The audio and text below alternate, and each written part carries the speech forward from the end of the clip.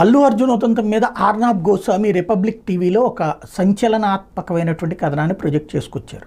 అందులో అందరినీ క్వశ్చన్ చేస్తూ వచ్చారు.